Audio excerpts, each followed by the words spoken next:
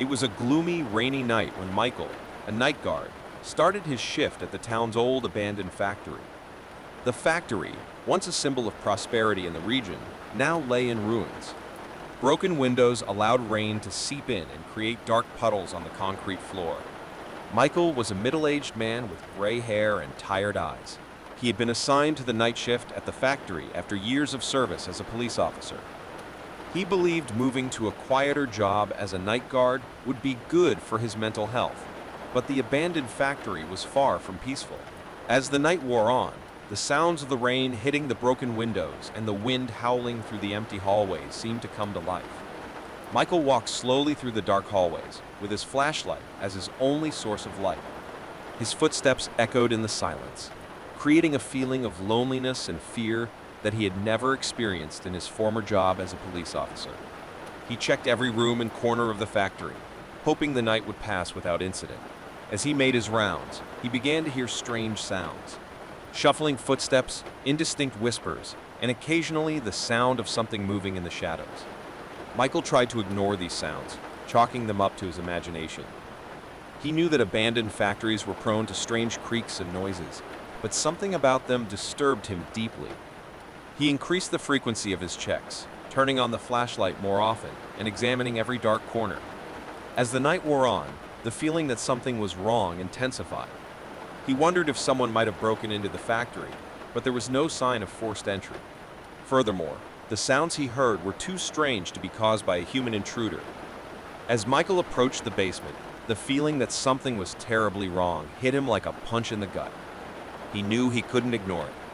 Determined to solve the mystery, he turned on his flashlight and descended the dark, rusty stairs. Down below, the darkness was oppressive, and Michael's flashlight barely illuminated what was in front of him. As he ventured deeper into the basement, the temperature seemed to drop drastically, and he could see his breath turning into small clouds of steam. That's when he saw something that made him freeze in terror. A pale, cadaverous figure, with empty eyes and a macabre smile, stood at the end of the corridor. It was the source of the strange sounds and the feeling of fear that had haunted him all night. The night guard tried to scream, but no sound came out of his mouth. He trembled with terror as the figure slowly approached, shuffling across the wet ground and letting out a sinister, chilling laugh. Michael turned his back and ran upstairs, desperate to escape the horrifying sight. His heart beat wildly as he climbed the stairs, and he could hear the figure's macabre laughter echoing behind him, like an eerie echo of his darkest nightmares. Finally, when he reached the safety of the top floor, he locked himself in a small office, breathing heavily. He didn't know what he had seen, but he was sure it wasn't human. The night that had started as a simple patrol had now turned into a nightmare he would never forget. Inside the small office, Michael was panting and his heart was racing. The encounter with that pale, macabre figure in the basement had left him terrified, and he struggled to understand what had happened. He knew he needed to calm down and gather his courage to face whatever was haunting the abandoned factory. As he tried to catch his breath, his mind filled with disturbing thoughts. Who was that figure? What she wanted? And, most importantly, how could he protect himself from her? He took a piece of paper and a pen and began to write down everything he had seen and heard up to that point. He wanted to document the experience, in case he didn't survive to tell anyone about it. As his hands shook, he heard the dark whispers outside the door. The whispers were indistinct, like voices whispering in a strange, chilling language. Michael approached the door and put his ear to it, trying to hear more clearly. The words were unintelligible, but he felt a shiver run down his spine as he realized the evil intent behind them. He turned away from the door and looked out the dusty office window. The rain continued to fall outside, creating a dark and macabre scene. The abandoned factory, with its decaying architecture and broken windows, seemed like a place where nightmares came true. Determined to face his fears, Michael got up from the office and grabbed a more powerful flashlight. He also found an iron bar that he would use as a weapon if he needed to defend himself. Carefully, he unlocked the door and left the office. As he walked through the dark corridors of the factory, the whispers and dark sounds intensified. Michael didn't know where he was going, but he felt like he was being guided by an invisible force, as if the place itself wanted to reveal its darkest secrets. Finally, he arrived at the basement again. The The temperature had dropped even further, and the darkness was overwhelming. Michael's flashlight illuminated the path in front of him, revealing the puddles of water forming on the concrete floor. He was determined to face whatever was down there. As he advanced through the dark corridor, the pale, cadaverous figure appeared once more. She was standing in the same spot, with that sinister smile on her face. Michael pointed the flashlight toward the figure and brandished the iron bar with determination. "Who are you? What do you want?" Michael asked, trying to keep his voice steady despite the fear he felt. The pale figure did not respond with words. Instead, she began to approach slowly, dragging her feet across the wet floor. Sinister laughter echoed once again, filling the basement with a terrifying sound. Michael took a few steps back, his mind spinning for a solution. He knew he couldn't run away again. He would have to face that entity once and for all. With a cry of determination, he charged towards the pale figure, brandishing the iron bar. He attacked with all his might, but the figure seemed to dodge his blows, like an insubstantial shadow.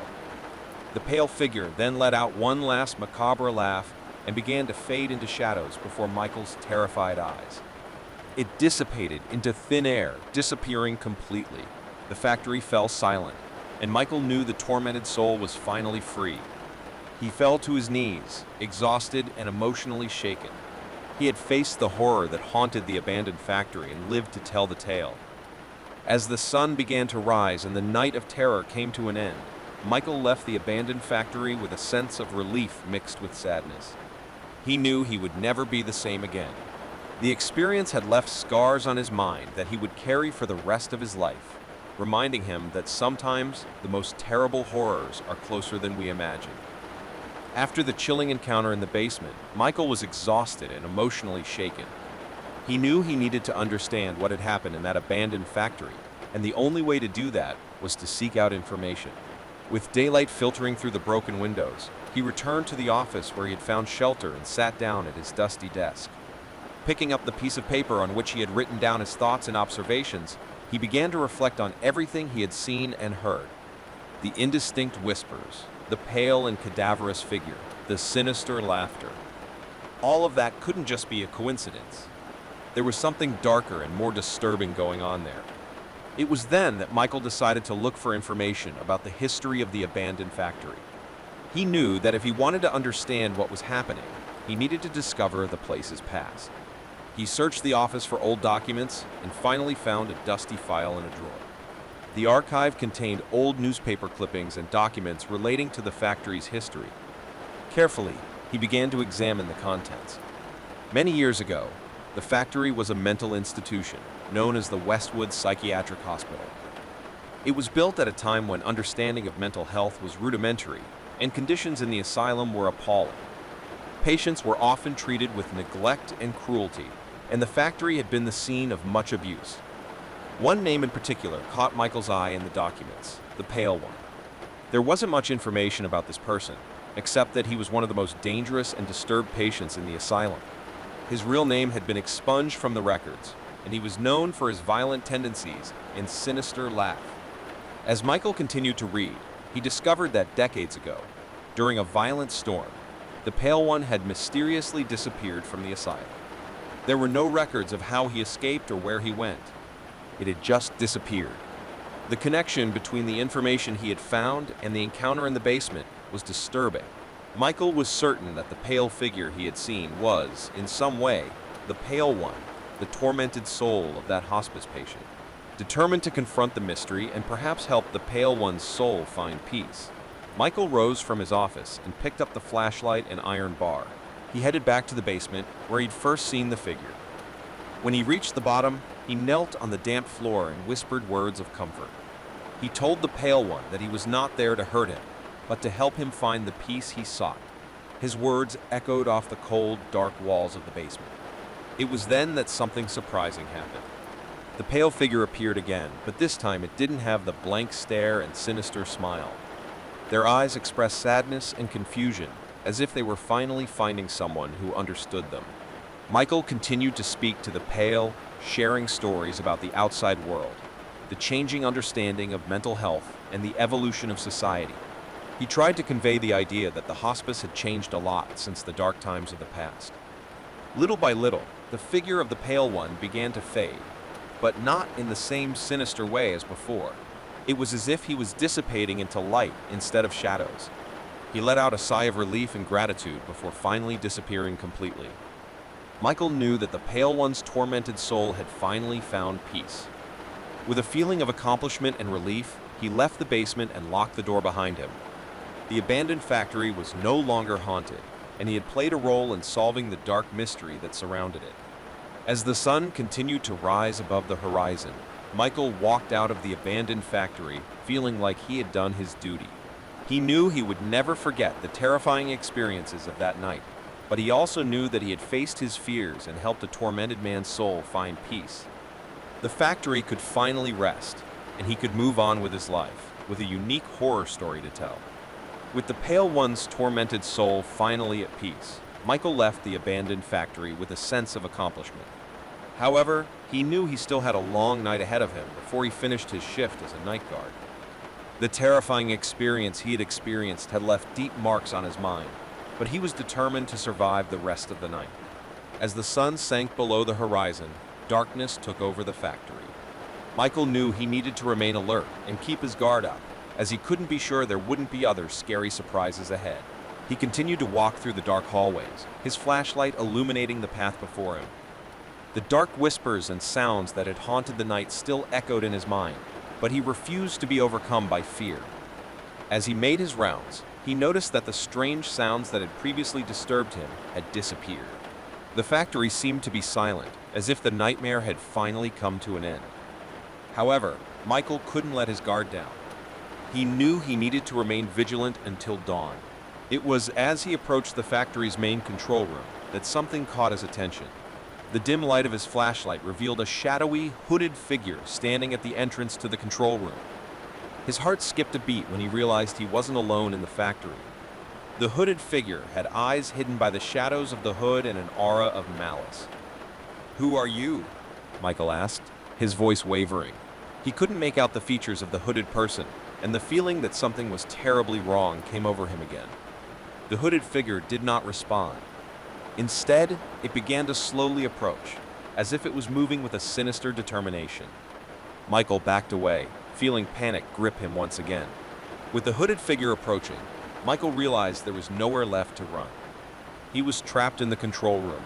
He tightly held onto his lantern and the iron bar, preparing to defend himself.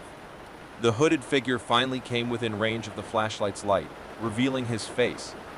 It was a pale, lifeless face with empty eyes and a malevolent smile. It was the same pale figure that Michael had found in the basement, but now dressed differently, with a hood covering his head. Michael couldn't believe what he was seeing. The Pale One had returned, and this time it seemed even more threatening and intent on doing harm. Michael knew he couldn't allow that to happen. With a mixture of fear and courage, he advanced towards the Pale One, brandishing the iron bar firmly. He strikes a blow, but the figure evades and moves in a supernatural way. Michael continued to attack, determined to defend and protect himself. The Pale One laughed, an ominous sound that echoed in the control room. He didn't seem to be affected by Michael's blows. The fight was becoming an uneven battle, and the night guard was becoming increasingly tired. Desperate and without alternatives, Michael had an idea. He lowered the flashlight and pointed it directly at the Pale One's face. Bright light filled the control room, and the figure began to twitch and make sounds of agony. Michael kept his flashlight focused on the Pale One as he slowly approached.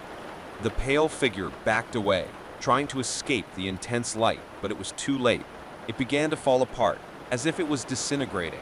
With one last breath, the Pale One disappeared completely, leaving behind only fleeting shadows. The control room fell silent, and the factory was finally free of the terror that had haunted it. Exhausted and relieved, Michael sank to the ground, with the flashlight still on. He could hardly believe he had survived yet another encounter with the Pale One. The night had been a fight for survival, but he had emerged victorious. As the sun began to rise and the night of terror came to an end, Michael emerged from the control room, feeling like he had faced his deepest fears. He knew he would never forget the terrifying experiences of that night, but he was determined to move on with his life. knowing he had prevailed over the horror that haunted the abandoned factory. He left the factory behind, looking back one last time before moving on. The night of terror had come to an end, but the memories of what he had faced would remain with him forever, reminding him that sometimes the fight for survival can be the most terrifying of all.